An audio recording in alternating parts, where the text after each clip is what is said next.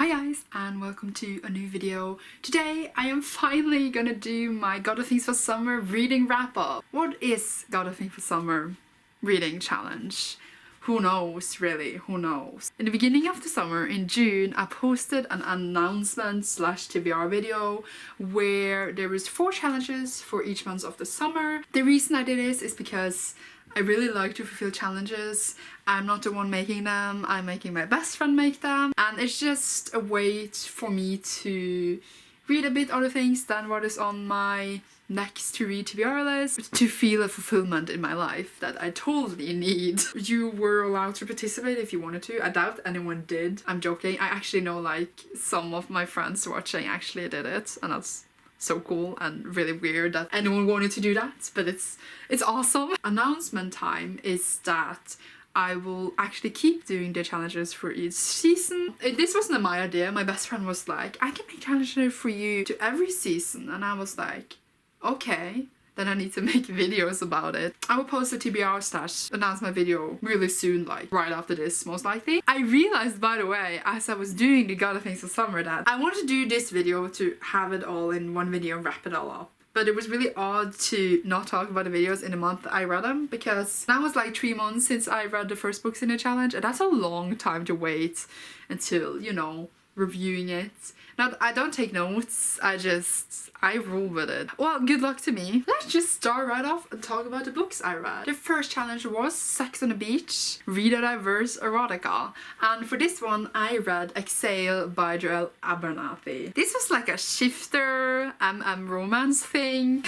It was so weird. I mean, it was really odd. I started this on the plane, so that was nice and awkward. I don't have a physical copy. I read it on my Kindle. It's about, oh god, I don't remember any characters' names anymore. As I said, 3 months later, and here we are. The main character's wife has died, and he with his daughter moves to this new place, and then his daughter gets kidnapped, and then this other dude shows up, and he's like, I know where your daughter is, we are werewolves, welcome to our world. Yeah, that's the gist of it. It wasn't odd because of the werewolf parts, because that was quite okay. It was interesting. It just became odd when they started to have sex, and that just sounds really judgmental of me, but that was like the part I was looking forward to, because I know I am trash. The author really built up the story well. It was going so slow paced, and it was really interesting. A lot of things were going on. We were gonna save the daughter, etc, etc, and then suddenly they just did it, and I was like, whoa. And then suddenly they just loved each other, and it was so odd, because they were like, well, I love you more than anything, and I was like, what? They literally hated each other 2 seconds ago, and I loved the whole they hated each other and I started to fall in love, but like they realized how much they meant for each other after a while, and that is fine by me. Like, I love that, but it went so quickly. So I think that the book could have been 50 to 100 pages longer, used a bit more time on building up the relationship, because it was building up so well, and then suddenly it fell apart, and then it was really dramatic, and then a lot of weird things happened. So the first part I would say was really strong, really interesting, intriguing. The second part was a bit shaky, bit too much was happening at once, but I can at least say that they had a lot of action. I think I gave it 3 out of 5 stars. Like, I enjoyed it quite a lot, but some of the sex scenes were just like I can't even talk about it. But it was an okay read, and I recommend it if you want a bit weird book, but it was fine. The next challenge is called Time, and it was to reread a book you read a previous summer.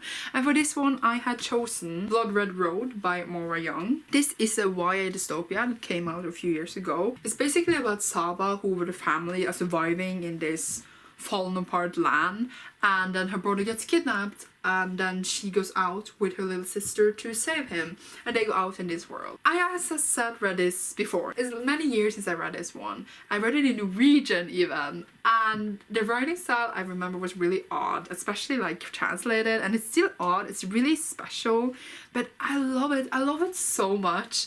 And I now have 2 and 3, which I have not read, and I'm so looking forward to finish up this series finally. I have heard mixed things about the next books, but blah. I just love the world. I love the main character. I love everything we get in this. The romance is a bit like okay, but I'm taking it.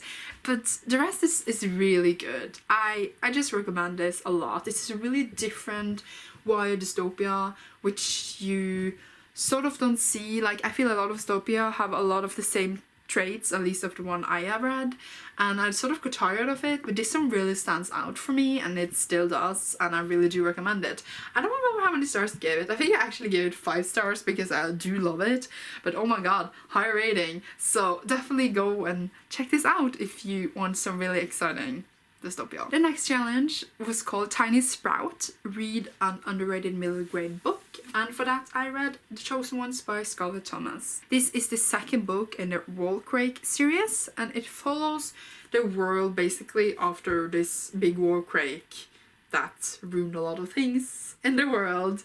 And our main character, Afif, has magic, and there's also like 4 other main characters, and they all find out about magic and they become this group of friends, etc, etc. There's a lot of other things going on in this world, of course, but that's like the gist of it.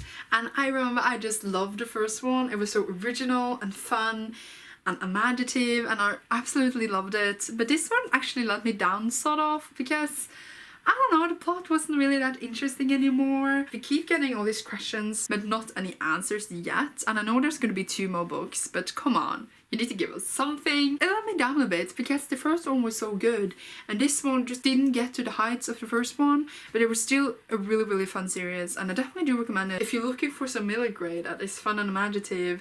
The book also glows in the dark, so if you have light on it and you take off all the lights, it will glow for you. The next challenge was called Airborne, and that was to read a book by an LGBTQIA author or read a book with an LGBTQIA character. For that I read Every Other Doorway by Shannon McGuire, and this is a short novel which is in a series. This is the first book. It's a portal fantasy that follows people who comes back from the fantasy world. So they don't go to them, they come back for them, and they're dealing with the fact that they have to deal with the world again. And oh my gosh, the writing in this was one of the most delicious writing I've ever read. It was so good. I just felt I fell into this wonderful, beautiful fairy tale, even though it was gritty and dark because people here started to die. I absolutely loved it. I can't recommend this enough. I thought that the whirlwind was quite enough. I understood everything the author was trying to give us, and it was just so wonderful and imaginative, and what we got was just so good. And I also read the second one that I also really enjoyed. There's also representation for asexuality. There's a trans character who is basically one of the main characters as well. I recommend this a lot if you want just a really short but beautiful imaginative fantasy book. That was all the books I read in June. Not all the books I read in June, but all the books I read for the challenge in June. And now we're moving over to July. The first challenge for July was called Wet Panties, and it was to read a diverse self-published book or a diverse fan fiction. I read Chasing Summer by Patricia Durares, and this is an honorary fan fiction. It is also self-published, so it's fitting all criteria. And if you don't know, Arari is Aaron and Levi from Attack on Titan. I have actually talked about this book before in my July favorites, I believe. It's because I absolutely loved it. In this book, Levi has grown up in this really tiny city for all his life. He's ready to move and leave the city when Aaron comes to live there. And they quickly click, as you can call it. And Aaron is also have this lung disease. He doesn't get enough oxygen in his lungs, so that is also a part of the story. I thought the story here was just stunningly beautiful. The writing just grips you in, and I couldn't put it down. Well, I did put it down because it was hurting me, but I couldn't put it down. And as I said, I absolutely love this. I don't know how you can get it. I don't know if it's even available anymore on the internet, but if you ever come across her writing and her fanfictions, they are beautiful, and I hope she writes her own original work and gets that published and gets really known for it, because she absolutely deserves it, and it was just great. I would just think about it and have it break my heart over and over. It's fine. I think I gave it 5 stars. The next challenge was called Refreshing Rain, and it was a read a book with a light blue cover, and for this one I have American Panda by Gloria Chow. I wanted to talk about this for such a long time, and now I finally can. This book follows May, who is from a Taiwan American family, and she has grown up with really strict rules and norms from her parents' homeland. She's starting MIT after her parents' requests and wishes, and she suddenly realized that what she's doing is not something that maybe she wants, and she's really struggling with what to do. Like, do I follow what I want but then risk losing her family, or do I just do what they want me to? And I know that the author herself, this is some from her experience, from experience from people she knows. So there's a lot of realness in this book, and this is a book that I wish and like people generally had. These reads is what we need in our lives, and there's not enough of them. I am adopted from China, but I have never lived with norms or rules or the culture from China in my whole life, because I am adopted and my family is Norwegian. It was still really, really nice to read, but I can't exactly say that I relate to it, because that would be wrong of me. But it was really, really interesting, and I learned a lot about the culture. It just gave me so many thoughts, and it was really good, and it was also really entertaining and really sweet. This is a book that I feel so many more people should read, and so many more people have access to, especially people who can relate to it more than I did. But I absolutely enjoyed it a lot, and I gave it 4 out of 5 stars. I just wish that actually that the story was developed a bit more, that we got more in the end, because it leaves us off on a little cliffhanger there. But maybe the author's planning to write a sequel. I wouldn't say no to a sequel. Who knows? Question of culture and identity and all the things like that that comes up in this. It's just, I think everything was really nicely handled. And as I said, I recommend it. The next challenge is called Sunburned, and I was to read a comic or a graphic novel. For that, I read The Last Unicorn, the graphic novel adaptation by Peter S. Beagle. The graphic novel adaptation, because it was really a novel. I mean, it is really a novel, of course, it still exists. And this one has beautiful, stunning art. It really feels like a fairy tale. It's basically about the last unicorn. She is all alone, and then she goes out into the world trying to find other unicorns. She finds out all the things on the way, of course, but that's up for you to find out. As I said, this was beautiful and imaginative, and it's really just a fairy tale where they meet certain things on the way to their quests. I really want to read the novel. I have it now, so I will read it eventually, and I know there's more beautiful details in the book, and it's a well-known, loved book, but the graphic novel adaptation was absolutely beautiful. And I gave this 4 out of 5 stars. I felt some parts of the story could have been more explored, and I felt it went by really fast, but it's a graphic novel, so what do I expect? The next challenge was called Energetic, and it was to read a book with 600 plus pages, and for that I read Royal Assassin by Robin Hobb. This is the second book in the first trilogy, and I don't know what to say, because I just absolutely love this. It was so good. The books are slow paced. That's something you should expect from them, but it just makes the story better. I mean, she knows what she's doing, okay? The writing is so good, and I recommend this series so much. It's about Fitz. He grows up as a bastard for the crown prince in the kingdom that he lives in, which is called Six Duchies. He soon becomes an assassin's apprentice, becoming an assassin for the king and the kingdom, and we just follow his life, really. But it's so good. It's so good, and there's so many nasty things happening in the court, and recommended 100%. We are now in August. The first challenge for August was called Bare Leg, and I was to read a book with a sandy cover. For that we have Kingdom of Sleep by E.K. Johnston. The sandy cover is here because, come on, that's a desert with sand. And this is the second book to the Thousand Nights series, and it's basically set like generations later from the first book, so it's not really the same characters, we're just in the same land. This is a Sleeping Beauty retelling, and it was really nice. I expected the writing to be really nice as it was in the first book. Felt like another fairy tale. I say that about all the books. It really did feel like a fairy tale. I did enjoy the first book more than this one, just because it felt so beautiful and magical in the first one, and this one was more of a different kind of story, and the ending was a bit, not odd, like it was expected, the ending was expected, but I don't know how to describe it, but they sort of have this